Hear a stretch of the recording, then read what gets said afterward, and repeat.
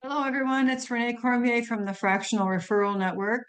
Today, I have Danyelle Hinton with us talking about how to hire your A team. Danielle's been partnering with CEOs and leadership teams for the last 15 years to build A-player teams that fuel profitability, scale growth.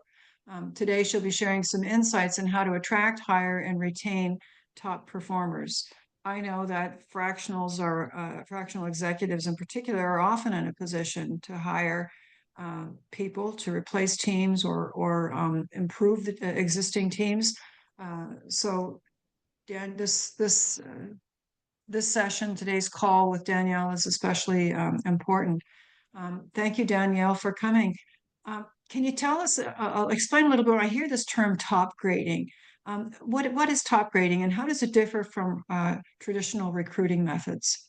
Sure. So I would say, at least from my experience and companies that I work with, a lot of our companies and hiring managers are using interview processes that really, they still lack in structure. They're not really using strategy, and they're definitely not using data to make the best hiring decision. Many hiring managers are still kind of using their feelings. Do I like this person? Do I not like this person? And I have found time and time again that is not the best strategy to have success in the company. So, top grading is strategic and it's data driven. So, the ultimate goal in top grading is to always hire an A player that will drive long term success. So, for me, that means someone that meets the performance requirements of the role and someone that lives the company's core values. Top grading also starts out with clearly identifying the role.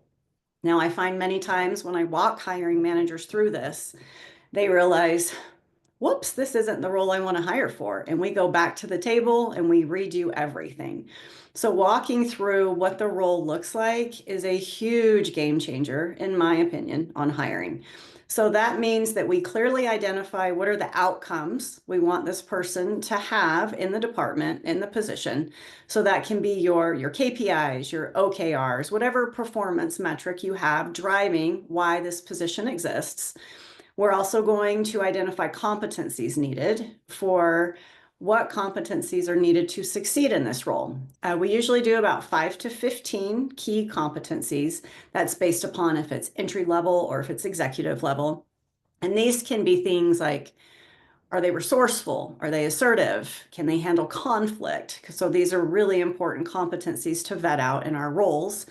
And then we also are going to have behaviors, and our behaviors should really align with our core values if we have our core values identified. So we're really, really putting equal focus on performance and core values. And then, so once we have this target created, we have the scorecard completed, then we use strategy to create a very structured process, same questions, and these questions are going to vet out, does this candidate have the skills, the competencies, and the behaviors needed to succeed in this role? Another key indicator on top grading is we always ask for previous supervisors as references. And I find this key item motivates candidates to tell you the truth. So if they know you're going to check up on everything they're telling you in the interview, they're going to be more truthful with you. And that's crucial right now because AI is creating these beautiful resumes for people. You put the job description in AI, they flip out a resume for you, and it may or may not be true. So I find these are top grading is really helping, number one, identify the role and really vet out the skills needed to succeed in the role. So, is that the data that you're referring to? Yes. So the data essentially is you're going to have your scorecard, and every interview that you have, you come back and you rate the scorecard. So at the end of the full interview process, you're going to have fully filled out scorecards. So say, for example, you have 3 candidates that are really strong. How do you choose the right one? Well, you're going to choose the one that rates the strongest on the scorecard. So it really gives you transparency. When you make this hire, you're going to know here's their strengths and here's their opportunities that we may need to coach them on. So you're walking in with way more transparency than you do on a standard interview process. Okay. Very good. So how do you define like an A player? Yes, And for sure. what specific qualities would set an A player apart from Yeah. everybody else? Yes. Three words come to mind. So A players typically are hungry and they're humble and they're smart. But to dig down a little bit deeper, an A player is someone that meets the performance requirements and lives the core values. And so top grading focuses only on A players. Now, in the market, there's very common chatter about we all need B players still. B players fit in the role, they do what they need to do. So the way top grading breaks it out, they have A1s, A2s, and A3s. And so an A1 is someone that fits the role perfectly. They're an individual contributor. They want to come in, they want to do their job, do a great job, and then go home. So that kind of replaces what we hear B players in the market. A2 is somebody that is promotable up to one level when they join the company, and an A3 is promotable up to two levels when they join the company. So it's really important to incorporate that into your interview process, because if you hire a whole department of A3s and everybody's a Michael Jordan, that's not going to be a healthy dynamic in the department. So mainly, they fit the role, they fit the culture. Typically, A players are always going to meet or exceed their expectations, their performance requirements. They typically elevate the team. And once you get yourself to have a full team of A players, now your hiring managers can get out of the day to day. They're not having to micromanage and babysit individuals. Now they can focus on strategy because they have a team that are meeting all the performance requirements and living the core values of the company. So here's a question that's kind of off the cuff, Danielle. Sure, sure. Um, we look at type A personalities versus everybody else. Sure. Are A players necessarily type A's? No, I think it Okay. depends because we go on type A's like on a disc assessment where you run a little hot. So it depends. So I would say if we're looking for a salesperson, we typically are wanting that type A. They make decisions quickly. And so their skill set is going to be specific to the skill set of a salesperson. But if we're looking, say, for example, for a compliance person, they're typically running a little bit more in the greens and the blues for structure and stability, and they're the ones that implement the structure. So it's very skill dependent depending upon the specific role. Okay. All right. Good to know. Like, is Glad the I could world answer that. filtering out? Is it only a world for firstborn children now and onlys? No, no, not at all. Okay. Um, and if anyone doesn't know what I'm referring to, there's a book by, I think it's Stephen Lehman called The Birth Order Book. And that talks about what personality traits come by virtue of your birth order. And Oh, okay. firstborn children tend to be, and onlys tend to be perfectionists or frustrated perfectionists. So they're either really great at being great or really great at being awful. And Oh, but they'll do it perfectly. nice. But Well, or I'm and a only children firstborn. tend to have those same qualities, or children in a family where there's 10 years between that child and the one before. So they have Interesting. that kind of got to get it right, must do my best, Yeah. kind of attitude. And that's okay. I'm not a firstborn, I'm a lastborn. If anyone's wondering, which is why I like to be self-employed, Fair enough. do my own thing. Um, okay, so what does an effective top grading interview process look like? Yes, absolutely. So we definitely, step one is we create that scorecard. We're very, very detailed on what we're looking for. Number two, we create all the interview questions to ensure we're vetting out the skills that we're looking for. And the actual interview process. So for me, being the recruiter or even serving as a hiring manager, the first screening is typically about 30 minutes. We're going to cover housekeeping items, compensation range, transparency, working hours, the basics. I always ask, how many supervisors can you connect us with prior to an offer letter being made? And then it's a nice little mix of some basic skills questions and behavioral questions to get a good sense of the person. Yeah. Then it moves to the hiring manager interview, We call that the competency screening. So this is typically 45 minutes to an hour, and the hiring manager is focusing on mainly skills and competencies. Then we move to the top grading portion. And so this is the portion that's very specific to top grading. It always has two people, always want your hiring manager involved, and then you really want either another person on the leadership team, maybe your HR manager involved on that one too. And this is a deep dive on someone's work history. So a lot of times these interviews are about an average of 2 hours. And we're really going to get to understand the person's successes at each company, their failures, their mistakes. It also lets us know what kind of supervisors and company they really need to thrive. So it gives us a very, very deep view of this person, what they look like in the job, how they succeed, how they meet performance expectations, how they handle feedback. So it's really good for behaviors. We're going to learn a lot about someone's performance and behaviors in this interview. We also usually set some time up in this interview to have the candidate meet a few members of the team at the end. So we usually block out about 15 or 20 minutes so that they can meet the team, ask the team a few questions, that the team can check out, we all have the personality vibes and can we work with this person? So we do give the team an opportunity to meet during this 2-hour interview. After that, in this interview, we also are going to ask about their long-term goals. So we want to make sure that we are able to provide them with the growth they're looking, the scale that they're looking for, maybe overall compensation in 5 years, just to make sure it's a good fit for both parties. We're always looking for mutual benefit in the interview process. Then we go to reference checks.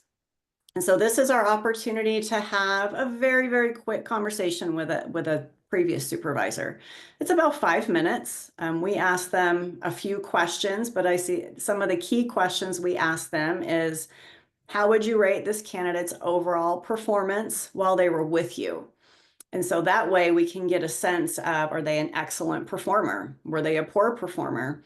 And then we also ask, would you enthusiastically rehire this person? And that gives us a great sense of the contributions this person makes to the organization. And then depending upon the company, some companies like to have the CEO meet a candidate. It really depends on what the company needs to feel really good about the interview process before hiring someone. So there may be a final executive team meeting after reference checks.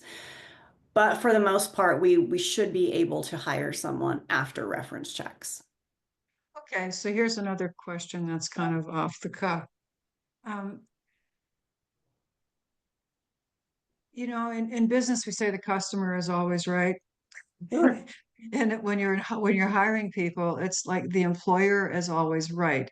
So I have a background in employee engagement training and so on. So does Doug, and he can probably uh, speak to this later. But people quit people, right? They don't quit companies, and they Absolutely. perform badly. Sometimes it's not because they're not an A player or potentially an A player, but Right. because they've had Mhm. terrible leadership. So when Absolutely. you ask someone, would you hire that person enthusiastically? Well, heck, I wouldn't leave a company normally if I loved, or most people wouldn't. If I loved working where I was working and I thought of, what's the need to go? There has to be some tremendous financial need, or you've moved because your spouse moved and you're now living in a different location entirely, or there are certain extenuating circumstances, but most Absolutely. people want a new job because they feel suffocated or underappreciated or um, disconnected. They don't feel like they're doing their best work or being challenged the way they want to be challenged. Yes. And that's quite often a leadership issue. So Absolutely. how do you filter out what's a leadership issue and what's, is would this person be an A player somewhere else? Absolutely. Yes. Right? It could be So a when we misalignment of culture. Oh, absolutely. So we definitely we recognize, at least I recognize, this is a human experience. And candidates cannot control if they have toxic leadership or not in a company. So when we do the deep dive in top grading, we ask them, please rate your supervisor's performance based upon your opinion. And so we get some insight into what was working for them and what was not working for them. I do not hold it against a candidate if they were with some toxic leadership, but I do find that A players will still maintain professionalism and they exit the company with professionalism. They're not going to blow up, create a lot of drama, drag the whole team down with them, right? Most people that are top performers will exit, but they will do it with professionalism. Now, we don't expect to be able to connect with every person's previous supervisor, but if they have a good 10 years of career tenure, they should be able to connect us with one or two that can say positive things about them. Because I don't think we always leave a workplace because of toxic culture. You could have been recruited for more money. A different Yes. company has better growth potential. And I find top talent is able to exit those companies with professionalism, being honest and transparent about why they're moving on. And the reality is most of us leave jobs every 5 years because that's how you continue to grow and make more money. What about, does an A player ever get fired? I think that of course Because if it if your boss definitely is happen. intimidated by you and you're an A player, right? Let's say Yes, your boss is not an A player, but yeah, happens to be in a leadership position just the same for whatever reason. Um, absolutely. you I, know, I think how does that how does that work? we still come across politics in the workplace, and we Yeah, can't hold candidates at fault for going through situations like that. So that's why we really do the deep dive in their career history to really understand what was the culture they were working with, what was the challenges they were faced. And to be honest, if you're doing reference checks, I mean, most of the time I'm going to pull the company up and see what their reviews are. And if their mhm, reviews are really, really poor, obviously I can see why the person left. But right, I find most of the time A players can give you one to two previous supervisors that just rave about them and about how that's they're true. so sad that they left, but they weren't able to offer them what they needed, and they would hire them back in a second if they had the Right, opportunity. That's right. more of the common theme, but of course there are situations like that because that's just reality of corporate America. It just is. So what are the red flags? Like if you're looking to hire an A player, what would be the red flag that someone's a definite C or D player Sure. in disguise? Well, it starts with the resume for sure. I have noticed that most of my job hoppers and people that cannot stay at a job have the most beautiful resumes. They take the most time to put all the graphics and the pretty pictures. So I definitely try to stay away from job hoppers where they're at 1 year here and there. Now, with that, I give people grace over things like COVID because the workplace was so volatile. I don't hold that against individuals.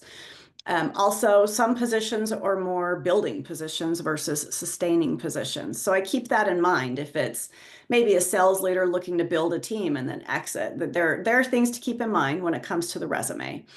I would say when I'm actually meeting with a candidate, I would say candidates that get really nervous when I ask about previous supervisors. That makes me think, my goodness, like you have 15 years of career history, you can't connect me with one person. That's a red flag for me. I Okay, would say candidates that when we dig deep into their work history and they aren't able to say they made any mistakes or that they did not have any failures, right? Top talent learns from their setbacks. They admit it, we're human beings. That's how we grow and that's how we become better professionals. And then, of course, employees that speak poorly about their companies in the past, because there's always a way to flip it and be professional. But when candidates come in and all they talk about is, oh, this person did this, they have no accountability. Those are usually some of my first red flags in interviews. okay. All right. And so what advice do you have for identifying A players when candidates lack extensive work experience, such as like a recent graduate? How would you know if a recent graduate is an A player or not? Sure, sure. So I'm a firm believer that skills are transferable and that we can definitely teach individuals how to do the job if they're humble, hungry, and smart, and they have a great attitude and their skills are transferable. So we can always ask candidates, describe a group project you did in college. What was your role? How did you contribute to the team? Skills that are wildly like super beneficial in the workplace. I mean, it can be, are they able to problem solve? Are they resourceful? Are they a team player? What's their communication look like? So usually these are entry level positions. And definitely for entry level positions, hiring managers shouldn't be asking for too much when we've got recent graduates coming out.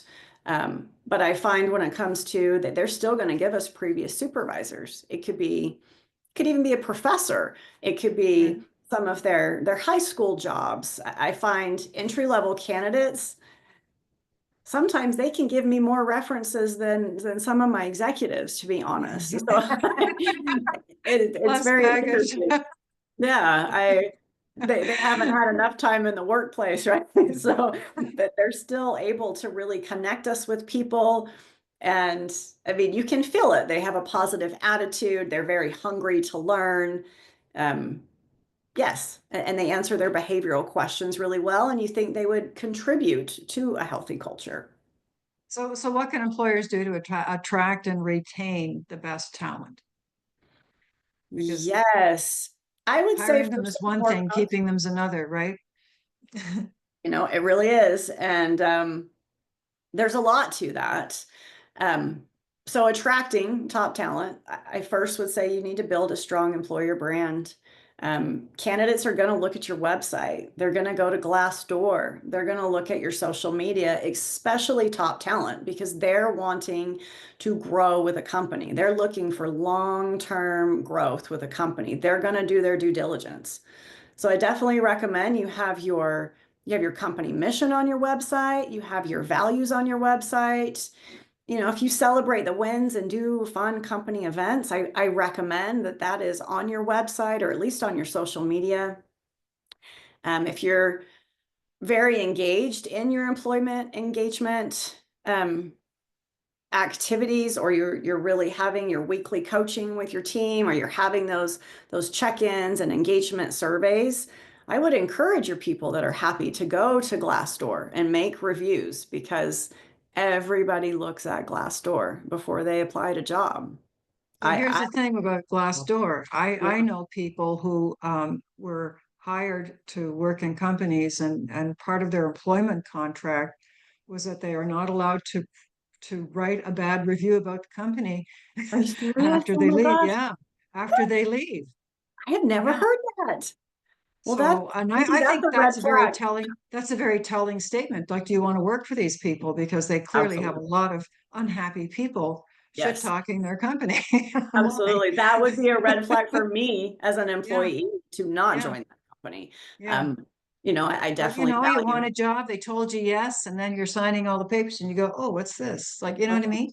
So odds are you just because you want to get back to work, or if you have, especially if you've been out of work for a while, Yeah, you might just jump at it anyway and hope you didn't make a mistake. no kidding. That's I definitely know top talent. They value transparency and healthy culture and freedom of speech. Yes. Right. So that would be a red flag for me if that Yeah, happened. for But sure. For sure. you can Um, also I, offer, I mean, I know candidates in the market right now, they love flexible work arrangements.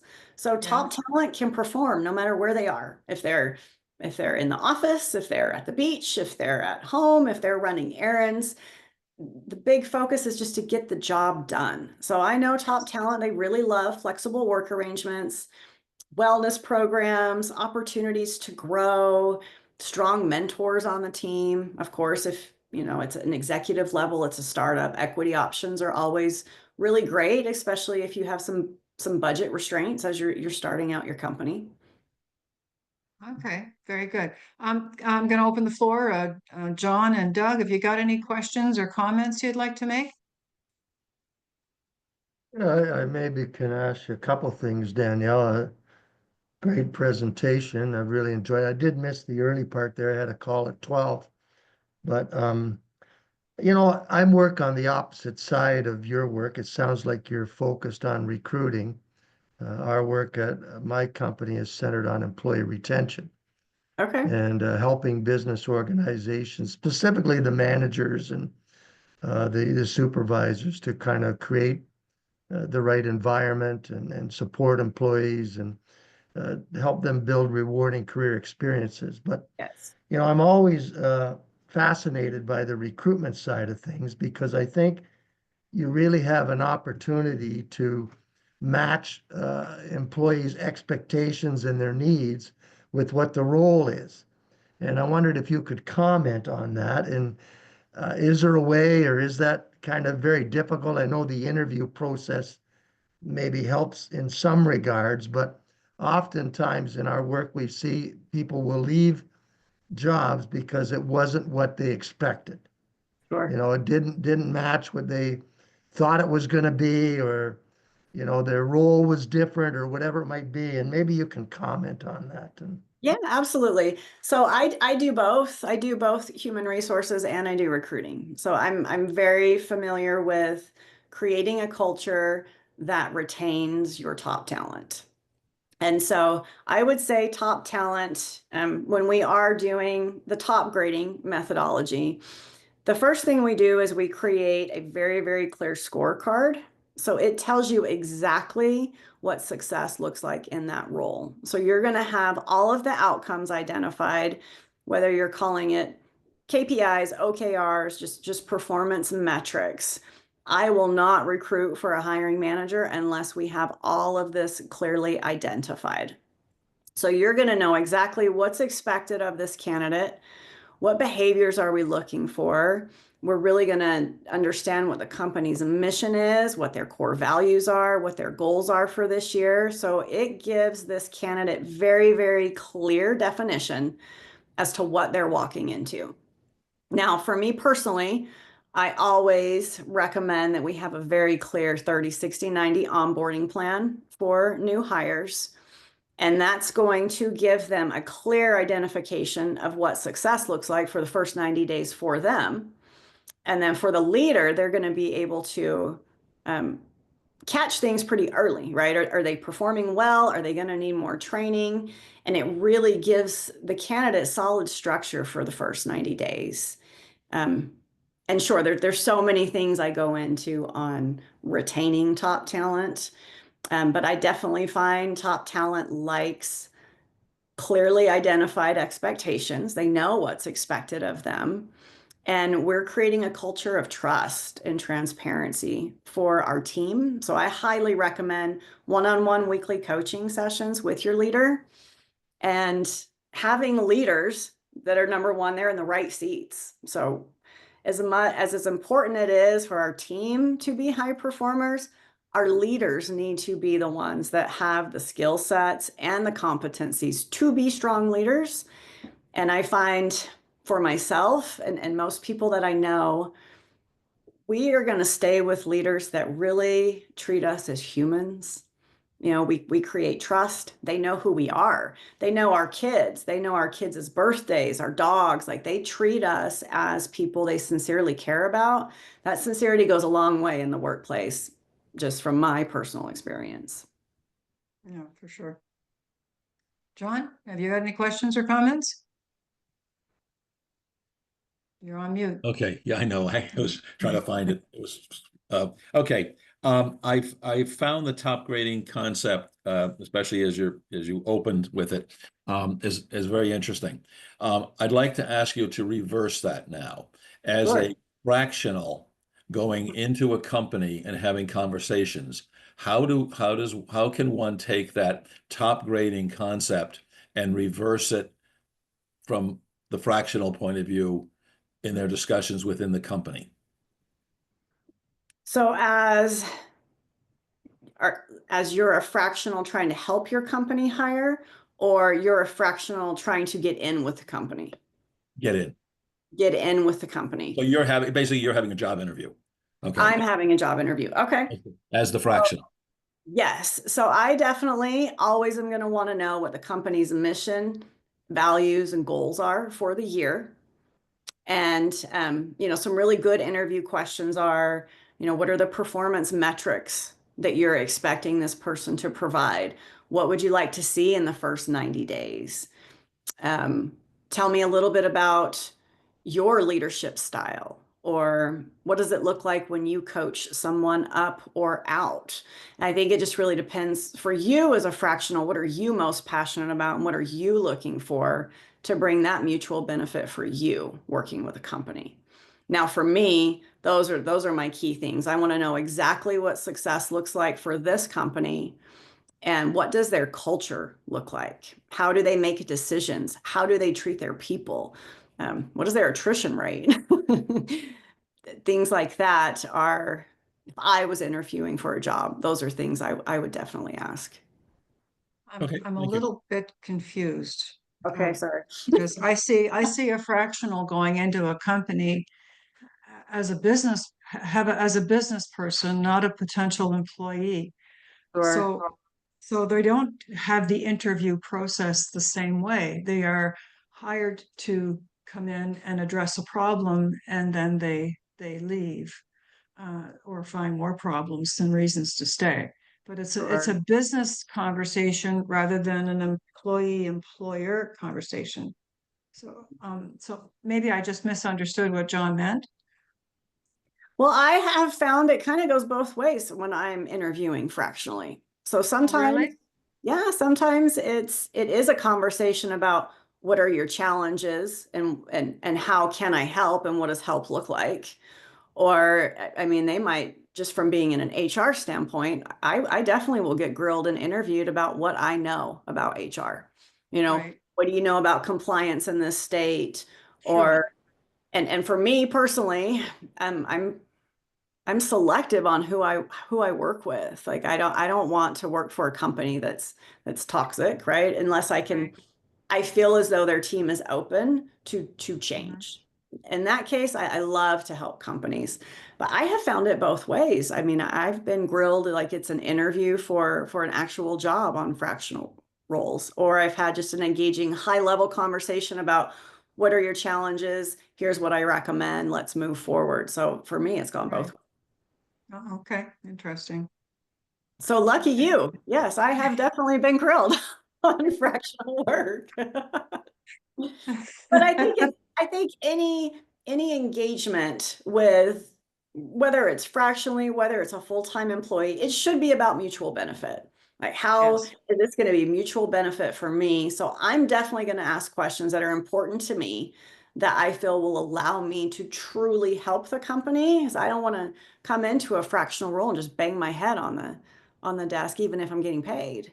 I want it to be a mutual win-win, really be able to come in and improve and make a fast impact for a company. So what companies used to have to supply for, even 10 years ago for an engaged workforce might be a little bit different now. You've Oh, got yeah. younger people coming in with a whole other set of expectations and experiences. Um, uh, how do you maximize the value of those, of their get the most out of their skills and their mindset? There's a lot of potential there. There And is. when you try to fit, it's squeezing round pegs into square holes, or square pegs into round holes, and it's now you got to change the shape of the organization so the pegs fit in right. Yeah. Yeah. What do you do? Yes, it's a very, very good question. So it took me many years to learn this, right? Like, being on the leadership team, I would think all my ideas were so great. Like, the team's gonna love this. This is gonna make them feel valued. And I realized, nope. What you think is amazing is not what everyone thinks is amazing. So in the onboarding process that I do, I just ask people, What makes you feel valued? How do you like to learn? Do you prefer, how do you like to be recognized? What motivates you? So me personally, as a leadership member and as a hiring manager, I go the extra mile to get to know my people. And I absolutely do my best to ensure that the work that we're giving people aligns with their skill set. So let's say, for example, and I see this happen all the time in the workforce, we have a fantastic individual contributor, and we make this assumption they're going to be a great leader. Like, look how great they are as an individual contributor. And you don't go back and interview them again and really understand their skill set. And we make them leaders, and they fail. They fail Yeah. so fast. It wrecks the department because they don't currently have the skill set needed to be a leader. And so I see that all the time in the workplace when we're trying to make this assumption that this person has all the skills needed. Or we give an operations person sales roles, right? Like Yes. it's just things that we can't assume just because this person is really shining in the company that they will shine in every role. So it's definitely about aligning their skill set with the position we're hiring for. Now, of course, sometimes these evolve a little bit, but you always want to understand what your team's skill set is and what they're going to succeed at. Because the worst thing we can do is throw them in a role where our top talent is now going to fail, and that's our fault. So I find it's being very, very transparent and having those weekly coaching sessions with your team, because you're really going to get to know them. And I like doing deeper quarterly coaching sessions. And this is where I ask the team, like, what skills do you have that we're not utilizing that you want to utilize? Like, we really dig deep onto their happiness in the organization. Are they being challenged? And then that way we can set goals for both us and them to meet those goals throughout the year. So I think it's all about transparency and just having those communications with your team. Okay, very good. Anybody else have any questions or comments before we No, wrap I up? think you touched on a lot of great points here, Danielle, and I think your emphasis of the need for leaders to connect with their team and the skill set that's required to do all of those things. Any thoughts on how you build those skill sets? Like, obviously you have a top performer, but promoting them into a leadership role is maybe not always the answer or the right fit. But I think this is one area that really seems to be lacking is the development and then the skill training and the support for managers and leaders to build some of these skills. And maybe you have a comment on that. I do. So I think in my personal opinion, some of the skills that leaders really need to have, we might not necessarily be able to teach them. And so I think it's very, very important to understand a person's skill set before they're promoted into any leadership position. So I always recommend, say, for example, we have an individual contributor and they want to be promoted and they want to grow, and it seems like their natural progression is leadership. I'm going to interview them again, and I'm going to ask them those questions that helps vet out their ability to, number one, lead with empathy. I find that is lacking a great deal in the workplace. Being able to have conversations. So we can be firm in a conversation, but we also need to be kind and remember we're all human beings. And I find a lot of our leaders are lacking that ability. Another one I see a lot is they don't have the skill set to delegate and to train at the same time. And so a lot of times I'll find these leaders, they hold on to everything because they don't know how to manage it. Like, I have to grow this team, I have to mentor this team, I have to be able to delegate and trust my team. So I think that it's very healthy in an organization to have opportunities for individual contributors to grow in their career without going into leadership. Like, there needs to be avenues for those Agreed. individual contributors to make more money doing what they do best. Now they have great leadership training, but I find if they have a leader above them, like someone's coming into a new leadership role and they have a good mentor that they have access to, I've seen more success with that, because then they can come to this mentor, bounce ideas off, like, here's a situation I'm dealing with. How do you recommend I handle this?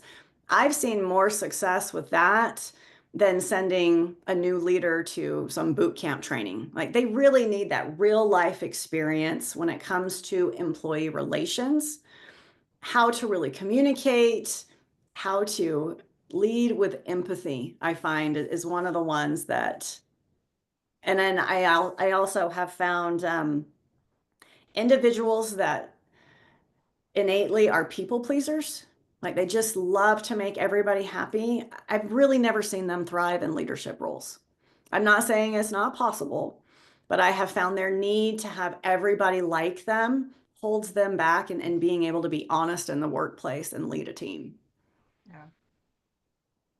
Yeah, you Yep, have to thank be able to you. make some tough decisions Yeah. and be willing to be unpopular. Absolutely, because not everybody's going to love you, but I find when we're sincere in our approach, we communicate well, we get buy-in and alignment before we make decisions that disrupt our workflows. Those leaders are able to succeed and navigate it and still have their team support them. Okay, But excellent. it's a lot. You have to manage your emotional landscape and your whole team's emotional landscape. So I feel like you really need to know who you are as a person, what triggers you, and you need to have a healthy set of coping skills as a leader. Yeah, For sure. for sure. Yeah. Yeah, absolutely. Well, thank you very much, Danyelle. This has been a really interesting conversation. I'm very pleased to have had the opportunity to speak to you today about what you do, and let me know if there's anything more I can do to help you. Yeah, Get absolutely. the word Thank you out for and whatnot. yeah, thank you for having me, Miss Renee. Appreciate it. Thanks, Great. gentlemen. Appreciate your questions and your engagement. Thanks very much. Enjoyable. I'm gonna call it a day then, guys. Thanks so much. Bye-bye. Bye-bye. Bye.